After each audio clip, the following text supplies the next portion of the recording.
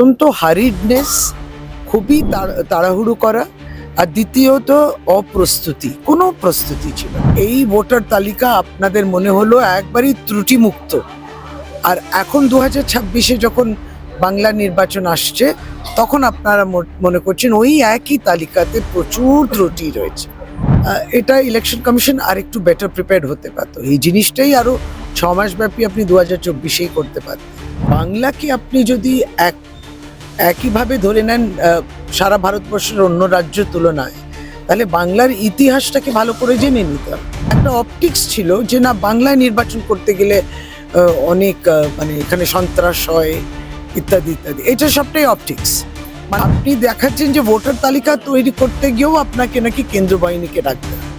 এটা অপমান, এটা আমাদের জন্য অপমান। যে 45 লক্ষ মানুষ বাদ গেল বিহারেতে, আজ অব্দি কিন্তু লাস্ট কলমে লেখা নেই কারণটা এই জন্যে যে ও বহিরাগত ছিল, কি রোহিঙ্গা ছিল, কি অনুপ্রবেশ ছিল, ঘুষপেটিয়া ছিল।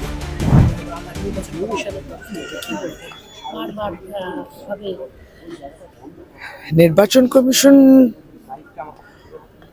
একটি গুরুত্বপূর্ণ কাজ যেটা করছে সারা ভারতবর্ষে, আমাদের রাজ্য সহ এসআইআর।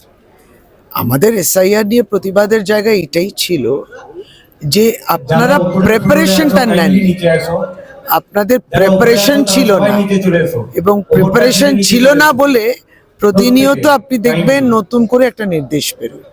প্রতিনিয়ত তারা কিভাবে এই কাজটা উতরানো যাবে, এই যে 2 মাসে, মানে প্রথম মাসেতে ফর্ম বিতরণ করা এবং ভরা ফর্মটা ফেরত নেওয়া, আর তারপরের মাসে এই সমস্তগুলো হিয়ারিং করা, এই 2 মাসের কাজ করতে গিয়ে তাদের বিভিন্ন সময়ে নতুন করে রোল অবজার্ভার, আবার মাইক্রো অবজার্ভার নেওয়া, আমরা এই জায়গাটাই তুলে ধরেছিলাম যে অত্যন্ত হারিডনেস, খুবই তাড়াহুড়ো করা, আর দ্বিতীয়ত অপ্রস্তুতি, কোনো প্রস্তুতি ছিল না, আনপ্রিপেয়ার্ডনেস। এবং তাতে কি হয়েছে যে মানুষ অনেকটা হ্যাকল হয়েছে, মানুষ এক হেনস্তার মুখে। আপনি দেখুন 2002-তেও নাম আছে, কিংবা 2002-তে আত্মীয় স্বজনের নাম আছে, কিংবা নো ম্যাপিং যারা আছেন, আগে জানতাম নো ম্যাপিংদের ডাকা হবে, এখন বলছে প্রোজেনি লিঙ্কেজ যাদের আছে তাদেরও ডাকা হবে। প্রতিনিয়ত পরিবর্তন হচ্ছে তাদের নির্দেশ নামাটা। এইটা কোথাও না কোথাও, যা আমার হাতে, সকলের হাতে কাগজ রয়েছে, সেই কাগজের বিনিময়ে আপনার প্রমাণ করতে হচ্ছে কিংবা ভোটাধিকার রক্ষা করতে হচ্ছে। এটা ইলেকশন কমিশন আর একটু বেটার প্রিপেয়ার্ড হতে পারতো। এই জিনিসটাই আরো 6 মাস ব্যাপী আপনি 2024-এই করতে পারতেন।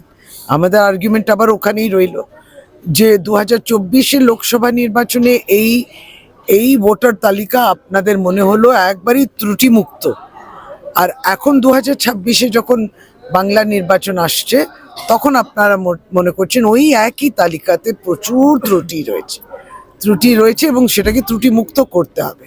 এই দুটির মধ্যে মানে আপনি যুক্তি দিয়ে যদি বলেন তাহলে নিশ্চয়ই বিস্তার ফারাক রয়েছে। নির্বাচন কমিশন সেই জন্য কেন্দ্রীয় বাহিনী, এইগুলো সবটাই অপটিক্স। এইগুলো যতই হোক, মানুষ প্রতিবাদ করতেই পারেন, কিন্তু কেউ তার প্রতিবাদের সীমাটাকে অতিক্রম করেনি। সেখানে আপনি কেন্দ্র বাহিনী নির্বাচনের সময় আনা হতো, সেটা একটা অপটিক্স ছিল, যেন এখানে নির্বাচন 8ম দফা 7 দফা এই সমস্ত নির্বাচনগুলো করতো, ছড়িয়ে ছিটিয়ে করতো। তাতেও একটা অপটিক্স ছিল যে না, বাংলায় নির্বাচন করতে গেলে অনেক মানে এখানে সন্ত্রাস হয় ইত্যাদি ইত্যাদি, এটা সবটাই অপটিক্স। মানে মানুষকে মধ্যে একটা আপনি পার্সপেক্টিভ, একটা দৃষ্টিভঙ্গি এমন ছড়াচ্ছেন, এটা কোথাও না কোথাও একটা মেলাইন। আবার দেখুন, এখন নির্বাচনই আসেনি, এখন মডেল কোড অফ কন্ডাক্টই হয়নি, আপনি দেখাচ্ছেন যে ভোটার তালিকা তৈরি করতে গিয়েও আপনাকে নাকি কেন্দ্র বাহিনীকে ডাকতে হবে। এটা অপমান, এটা আমাদের জন্য অপমান। এখানে নিরাপত্তার কোনো অভাব নেই, বরং দেখা যাচ্ছে যে সরকারের দল, যেটা রাজনৈতিক দল, পুরোপুরি আবার এই কাজ করতে গিয়ে মানুষেরই সহযোগিতা করেছে। আজকে সেই জায়গা সবটাই কিন্তু একটা ন্যারেটিভ তৈরি করা, একটা স্ক্রিপ্ট তৈরি করা, একটা চিত্রনাট্য, যে হ্যাঁ এখানে রোহিঙ্গা, বাংলাদেশি, মায়ানমারে তো ভর্তি, আর যারা এখন বাদ গেছেন তার মধ্যে নিজেরাই বলছেন ওটা মৃত, শিফটেড কিংবা ডাবল এন্ট্রি। রোহিঙ্গা খুঁজে পায়নি। খুঁজছে। প্রধানমন্ত্রী নরেন্দ্র মোদী এবং মোহন ভাগবত আসছেন মতুয়াগড়ে, যেখানে 80% মনে করা হচ্ছে মতুয়াদেরই নাম বাদ যাচ্ছে, সেই গড়েই আসছেন প্রধানমন্ত্রী। সবচেয়ে বেশি প্রতারণা তাদের সঙ্গেই হয়েছে, যার জন্য অনেক আগেই মমতা বন্দ্যোপাধ্যায় তার দূরদর্শিতাটা দেখুন, এবং তিনি প্রথমেই যখন এই সিএ আইনটা হয়নি 2019-এ, যখন এটা ভাসছিল তখন প্রতিবাদ, এবং ওই মানুষগুলিকে বলা যে আপনারা কিন্তু দেশের নাগরিক, বিশেষ বাংলাকে আপনি যদি একইভাবে ধরে নেন সারা ভারতবর্ষের অন্য রাজ্যের তুলনায়, তাহলে বাংলার ইতিহাসটাকে ভালো করে জেনে নিতে হবে। ভারতবর্ষ একবার স্বাধীন হয়েছে, বাংলার বিভাজন হয়েছে আরেকবার।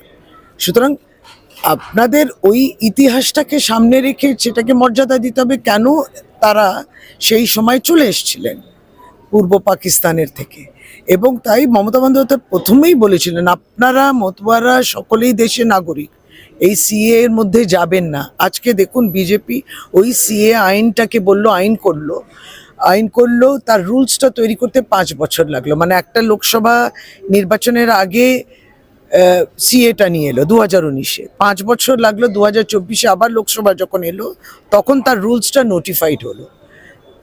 আর তারপরে কিভাবে সে প্রক্রিয়াকরণ হবে, এবং তারা তো সত্যি বেশি প্রতারিত, কারণ তারাই বলছেন আমরা সিএ আইনের মধ্যে ফর্ম ফিল আপ করলাম কিন্তু আজ অবধি আমি নাগরিক হতে পারলাম না। এটা তো সবচেয়ে বড় অপমান। তাদেরকে কিন্তু প্রথমেই লিখতে হচ্ছে যে আমি এই দেশের নাগরিক নই, তারপরে সিএ মধ্যে আসতে হচ্ছে। It is a gross irregularity, it is very unconstitutional.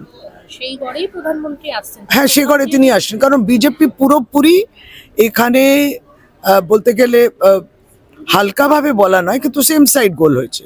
তারা কিন্তু এই মতুয়াদের ভোট নিয়ে যেটুকু সমর্থন তারা জোগাড় করেছে এবং তাদেরকে প্রতারণা করেছে, তারা সে প্রতারিত সেটা বুঝতে পেরেছে।